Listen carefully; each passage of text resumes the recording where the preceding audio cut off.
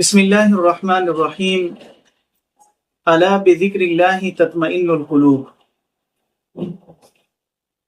آج ہم بات کریں گے ایک ایسے خزانے کے بارے میں جس کو ہر انسان چاہتا ہے اور دنیا میں ہر طرف ڈھونڈنے کے باوجود نہیں ملتا، وہ ہے دل کا سکون۔ قرآن مجید کی سورہ رعد میں اللہ جل جلالہ فرماتے ہیں الا بذکر اللہ تطمئن القلوب، سن لو اللہ ہی کے ذکر سے دلوں کو اطمینان حاصل ہوتا ہے۔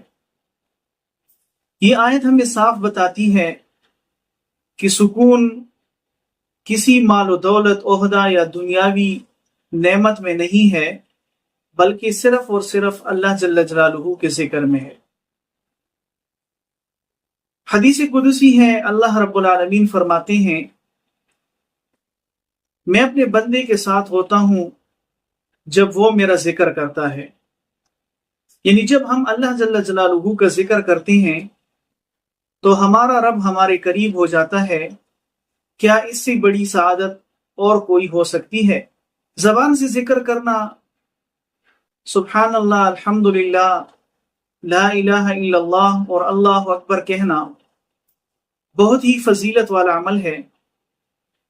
اسی طرح دل سے بھی ذکر کیا جا سکتا ہے کہ انسان کا دل اللہ جل جلالہ کی طرف متوجہ ہو اور انسان اپنے آپ کو گناہوں سے بچائے اور اپنی نیت کو صاف کرے۔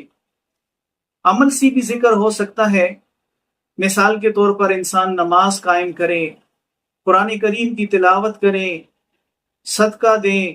حضرت حسن بصری رحمہ اللہ کے پاس ایک شخص آیا اور کہا میں دل کا سکون چاہتا ہوں۔ آپ رحمہ اللہ نے فرمایا اللہ کا ذکر زیادہ کیا کرو، کیونکہ ذکر سے دل زندہ ہوتے ہیں جیسے پانی سے پودے زندہ رہتے ہیں۔ روزانہ صبح و شام کے اذکار کی پابندی کرنا، قرآن مجید کی تلاوت کرنا، چاہے چند آیات ہی کیوں نہ ہوں، اور اسی طرح چلتے پھرتے کام کرتے ہر حال میں سبحان اللہ، الحمدللہ، اللہ اکبر، لا الہ الا اللہ کا ورد کرنا بہت بڑا فضیلت والا عمل ہے۔ دنیا کا سکون عارضی ہے اور اللہ جل جلالہ کے ذکر کا سکون دائمی اور حقیقی ہے۔ آج ہی سے اپنے دن کی شروعات اور اختتام اللہ جل جلالہ کے ذکر سے کریں۔ اللہ پاک ہمیں ذکر کرنے والے دل اور شکر کرنے والی زبان عطا فرمائے۔ ویڈیو پسند آئے تو اپنے دوستوں کے ساتھ اور جاننے والوں کے ساتھ صدقہ جاریہ سمجھ کر شیئر کریں، چینل کو سبسکرائب کریں۔